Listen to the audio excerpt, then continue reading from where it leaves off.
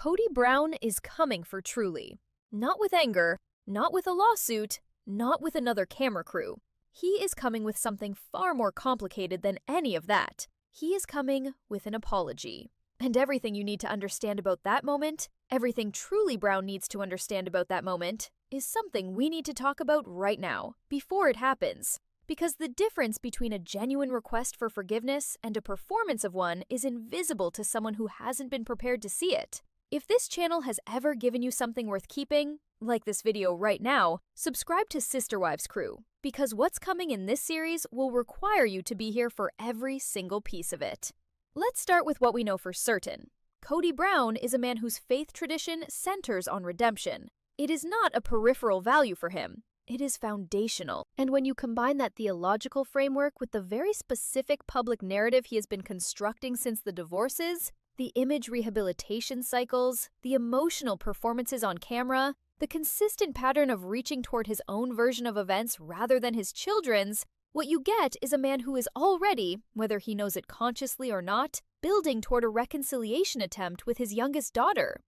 This is not speculation. This is not wishful thinking from a fandom that wants a happy ending. This is pattern recognition applied to 18 seasons of documented behavior. Kody Brown reaches for redemption. He has done it with Mary. He has done it with adult children in ways that were captured on film. He has done it with an audience he lost and has been slowly, strategically trying to win back. The reach is coming. The only variables are when, how, and most critically, whether Truly Brown walks into that moment knowing what she is actually being offered. So today we prepared for her. Not with anger, not with a list of grievances designed to harden her heart against her father, with clarity. With the specific kind of clarity that only becomes possible when you have watched every version of this man's behavior across 2 decades of footage, and you finally understand the mechanism behind the pattern. Here is the first thing Truly Brown needs to know. Kody's previous attempts at repair, and there have been several, each documented in one form or another, follow a structure that sounds like accountability and is actually something adjacent to it, but distinctly not the same thing. The structure sounds like this. I love you. I'm sorry things got so hard between us. I hope we can find our way back to each other. I miss you. My heart hurts at this distance. I want things to be different. Every single one of those sentences is genuine, in the sense that Kody Brown almost certainly feels everything they describe. The love is real. The pain at the distance is real. The desire for things to be different is real. None of that is in question. What is also real, and what makes those sentences insufficient, is what they do not contain. They do not contain a specific named action. They do not contain a specific named occasion. They do not contain specific named harm, and they do not contain specific named responsibility taken for that harm without qualification. Compare that structure to this one. On this specific day, I made this specific choice, which caused you this specific harm, and I take full responsibility for that harm. Not my percentage of it, not my contribution to a complicated situation.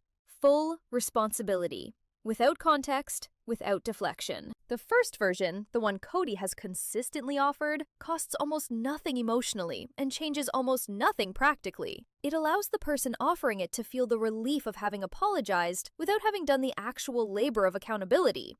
The second version, the one that genuine repair requires, is extraordinarily difficult. It requires sitting with your own specific failures long enough to name them precisely. It requires abandoning the narrative you've built about yourself and substituting the narrative that the other person actually lived. It is not comfortable. It is not quick, and it cannot be performed by someone who hasn't actually done the interior work that should produce it. Truly, Brown deserves the second version. Not because she is owed revenge, not because Kody must suffer before she allows him back into her life, but because a forgiveness request that lacks specificity is not actually a forgiveness request. It is an emotional download. It is the requesting party transferring their feelings about the situation onto the other person, and asking that person to receive those feelings as the primary work of reconciliation. That is not repaired. That is emotional labor redistribution. And Truly Brown has already carried more than her share of that particular weight. Now, here's something that does not get discussed nearly enough in conversations about parent-child reconciliation, and it is the part of this that I need you to think about carefully, because it is the part that could do the most damage if Truly isn't prepared for it. Kody Brown's faith places enormous weight on forgiveness as a virtue, not as an option, not as a choice made freely at a time of the forgiver's choosing, as something closer to an obligation, a spiritually necessary act. The language around it is specific. Forgiveness heals the forgiver. Forgiveness is required before the forgiver can receive grace. Forgiveness is the mark of a spiritually mature and loving person. All of that has a place in a thoughtful theological conversation, but in the context of a father asking his daughter to forgive him for specific documented failures that have not yet been specifically named or specifically accounted for, that framework doesn't function as spiritual wisdom. It functions as pressure. It repositions Truly's withholding of forgiveness not as a reasonable response to unaddressed harm, but as a spiritual failure on her part. It makes her the problem.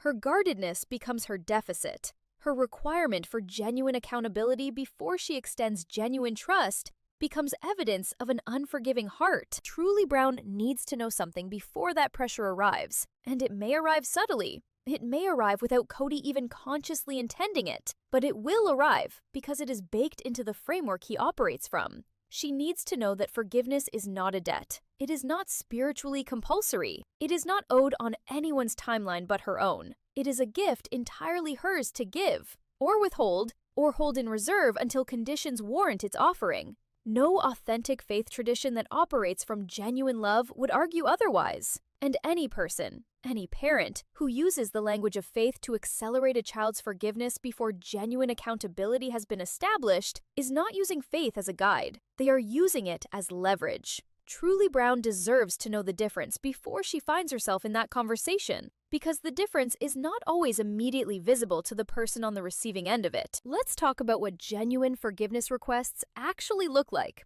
Not in theory, not in the abstract, but in the specific behavioral markers that separate the real thing from its performance. Because this is where it gets practical. This is where preparation becomes protection. A genuine request for forgiveness is specific. It names what was done. It names who was harmed. It names the harm with precision. Not the requesting party's feelings about the harm, not their interpretation of why the harm was complicated, but the harm itself as experienced by the person who lived it. It does not contextualize. It does not distribute responsibility by explaining the circumstances that made the failure understandable. And it does not make the wronged party's emotional response, their anger, their grief, or their distance a variable in the equation. It says, I did this. It caused this. I am responsible. Full stop. No subordinate clauses. No, but you have to understand. No, I was going through. Just, I did this. It caused this. I am responsible. Truly Brown is most likely, based on every established pattern in this man's behavioral record, to receive something that sounds like, I know things weren't perfect between us, and I know I wasn't always there the way you needed me to be, and I'm so sorry that our relationship got to this place. And I love you, and I hope that someday you can find it in your heart to let me back in. That version is not an apology. I need to say that plainly. It is an emotional request dressed in the language of an apology. It asks Truly to feel moved by her father's pain, without requiring her father to have done the specific work of naming hers. It is designed not maliciously, but structurally to make the person who receives it feel that refusing it is somehow unreasonable. Because how do you refuse someone who is standing in front of you with tears and love and longing? The answer is, you don't refuse them. You simply recognize that what they've offered is not yet what was owed, and you hold that recognition clearly enough that you don't mistake their emotional release for your debt being settled.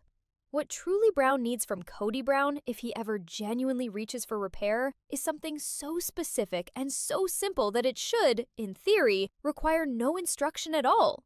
She needs her name, said specifically, in a sentence that acknowledges a specific failure directed at her specifically, without qualification or context or the soft language of shared difficulty. She needs, Truly, I was not there for you on the days that required me. I chose other things over being your father when you needed me to be present. Not because you weren't enough, not because I didn't love you, but because I made choices that were wrong. And those choices cost you something you should never have had to lose. And that was entirely my failure, and not in any part yours. That sentence, followed by silence, followed by space for whatever she needs to feel and say and do with it, not followed by his needs, not followed by his hope for the future, not followed by his feelings about the outcome. Just that sentence, delivered without deflection, and then genuine, patient, open space for her response. That would be the most important thing Kody Brown has ever said in the 18-season public life of this family. It would be more important than any confessional interview, any spiritual declaration, any tearful camera conversation about the loss of his marriages. It would be the beginning of something that might, eventually, with time and sustained consistency and genuine professional support, become real repair. The question is whether he has it in him. And that specific question is exactly where part 2 begins. Because what the research says about father-daughter reconciliation, what this community has been predicting about this specific reckoning, and what the most honest version of hope looks like for these two people, all of that is what we cover next. Do not go anywhere. The second part is starting now. We left off asking a single question. Does Kody Brown have in him the specific interior capacity for genuine, unperformed, specific accountability that real repair with Truly would require? And before I answer that, with everything the record gives us to work with, I want to introduce something that most conversations about this family never bring in. I want to bring in the research. Not as a clinical detour, as a tool, because what the therapeutic literature says about father-daughter reconciliation after emotional absence is so precisely applicable to this specific situation that once you hear it, you will not be able to unsee it in everything Kody has done and everything he has failed to do. Here is what the research identifies as the single most predictive factor in successful repair between an emotionally absent father and an adult or near-adult daughter. It is not the father's declaration of love. Daughters of emotionally absent fathers almost universally report that they never actually doubted the love in the abstract. The love was not the question. It was never the question. The question was always the presence. It is not a financial provision. Grand gestures, the vacation, the gift, the dramatic reconciliation scene are consistently received by daughters in this situation not as repair, but as substitution, as the father attempts to purchase with a gesture what can only be earned through sustained, specific, accountable presence over time. Those gestures are not useless, but they are not the thing. They are not even close to the thing. The single most predictive factor, the one that separates reconciliations that actually hold from ones that collapse back into distance within 18 months, is specific memory. The father's demonstrated ability to say, I remember this specific day. I remember what I did. I remember what it cost you. Not in general terms, not in the language of, I know I wasn't always there. In the specific language of someone who was paying enough attention to know what they missed, and what that missing meant to the person left without them. Think about what that requires. It requires the father to have been present enough in his own awareness of his failures to have actually registered them as specific events with specific consequences for a specific child. It requires him to have sat with those specific memories long enough to name them, rather than soften them into the comfortable blur of things were complicated and I made mistakes like everyone does. It is paradoxical in the most painful way. Acknowledging absence requires demonstrating presence. The proof that you understood the cost of not showing up is the ability to describe in detail what you didn't show up for and what that did to the person waiting. Now apply that to Kody Brown. Apply it to 18 seasons of footage. Apply it to every interview, every confessional, every tearful camera moment where this man has had the opportunity to demonstrate specific awareness of specific failures towards specific children. What you find consistently, documentably, without exception across the entire public record is a preference for the general over the specific. It is always, my children. It is always, things were so hard. It is always, I love them, and I hope they know that. It is never, Truly was alone in that house during a specific week when Christine's departure left a specific grief that no one specifically asked about. It is never, I remember the Wednesday I didn't come, and I know exactly what that Wednesday meant to a child who was counting. The specific memories, the ones that would prove he was paying attention to Truly's individual experience rather than his general experience of being a father in a disintegrating family, have never appeared in his public record. That is not proof that he doesn't hold them privately. It is not proof that the interior awareness doesn't exist somewhere beneath the image management and the narrative construction. But it is proof that he has not yet brought that awareness to the surface in any form that could function as genuine repair. And the surface is where repair happens. Interior awareness that never becomes spoken, specific accountability, is not accountability. It is a private regret. And private regret, however sincere, does not close the distance between a father and a daughter who is waiting, whether she knows she is waiting or not, for proof that her specific pain was specifically registered. If Kody Brown can find those specific memories, truly specific memories, her specific moments, the specific occasions where his absence or his distraction or his prioritization of something else over her created a specific loss she carried without being asked how heavy it was, there is a path. The research is clear about this. It is narrow and it is conditional, and it requires sustained follow-through after the initial conversation, but it exists. If he cannot find them, if the reconciliation attempt arrives in the general language that has characterized every previous attempt, the path remains closed, not because Truly refuses to open it, because the key that opens it has not been brought to the door. Now, I need to say something directly, and I mean directly to anyone in Kody Brown's orbit who might encounter content like this. Anyone who advises him, anyone who cares about him, and also genuinely cares about his relationship with his youngest daughter. What I have just described, the specific language, the specific structure of genuine accountability, only means something if the interior work that should produce that language has actually been done first. The words themselves, divorced from the genuine reckoning that should generate them, are just words. They are the performance of accountability without its substance, and Truly Brown cannot be fooled by the right words delivered without the right foundation. She has been reading rooms since before she had words for what she was reading. She has Christine's emotional intelligence running through her like a current. She has David Woolley's example of what a present, specific, genuinely engaged parent looks like in daily practice. She has 18 seasons of footage available as reference material. And she has her own extraordinary perceptiveness, the kind that develops in children who learn early that survival requires accurately reading the emotional weather of the adults around them. She will feel the difference between a man who did the work and a man who rehearsed the performance of having done it. The difference is not always visible, but it is always felt. And she is owed the real thing, not the rehearsal, not the dress rehearsal, not the polished final performance of a script that was written by image management rather than genuine interior accounting. The real thing, which begins not with words, but with the work that words, when they are true, naturally follow. Let's talk about this community, because this community, this specific fandom, these specific viewers who have been watching this family navigate extraordinary dysfunction for nearly 2 decades, deserves to be named in this conversation, rather than positioned only as an audience for it. The Sister Wives fandom has been anticipating the Kody and Truly reckoning for years, not because it will be dramatic in the way that early seasons were dramatic, not because it will generate the kind of explosive conflict that drives reality television ratings, but because Truly Brown, unlike her older siblings, approaches any eventual direct engagement with her father carrying the fewest complicated loyalties. She was the youngest. She has the clearest sightlines. She has the least history of having extended benefit of the doubt and had it exploited.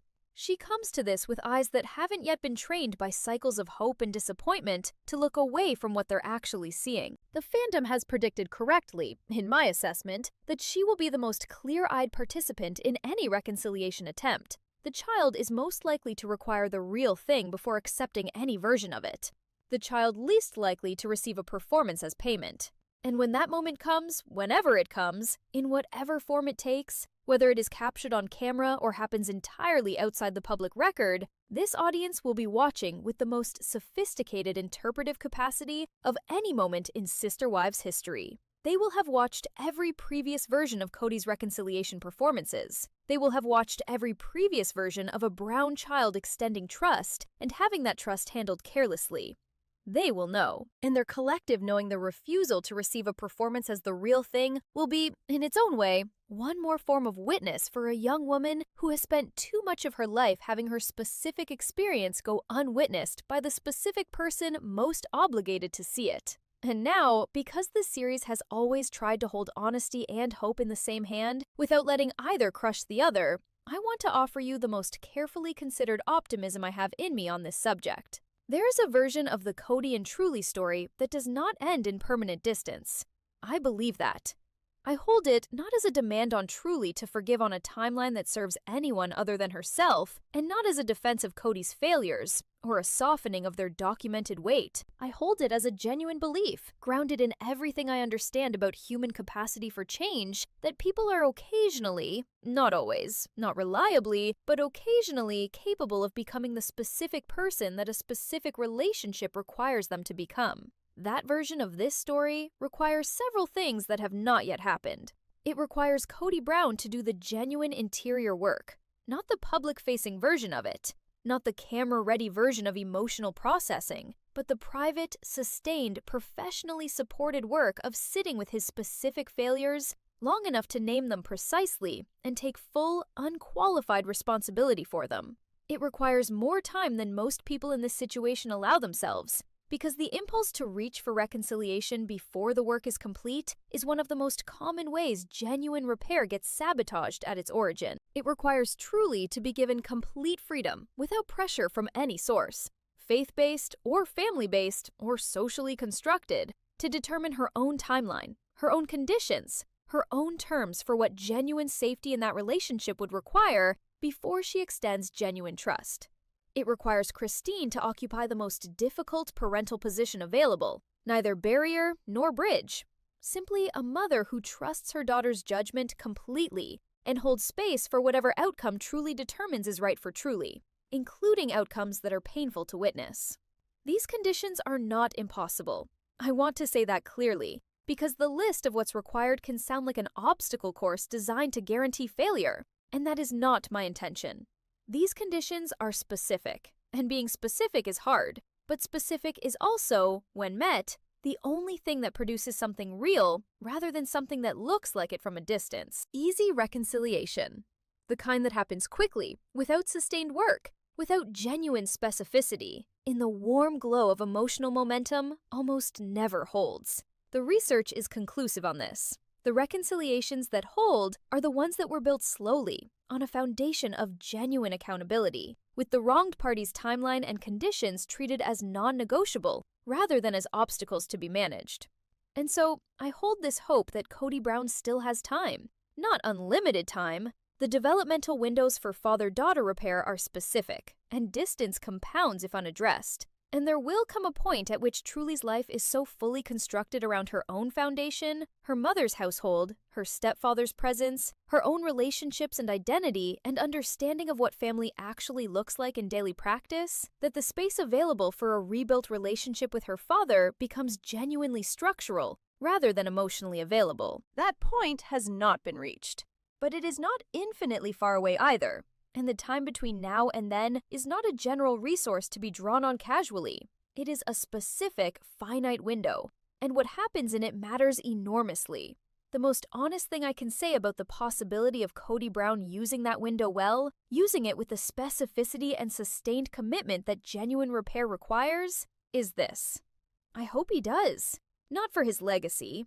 Not for the narrative arc of a television family seeking resolution, not for the audience that has watched this story for 18 seasons and would like it to end somewhere other than permanent fracture. For her name. Because her name truly was always a promise. A declaration of intent about the kind of presence she deserved and the kind of authenticity she was owed from the very beginning. And promises, even the ones that were broken before they could be kept, can sometimes, not always, but sometimes be returned to, acknowledged, and with enough specific, sustained, genuinely accountable effort kept.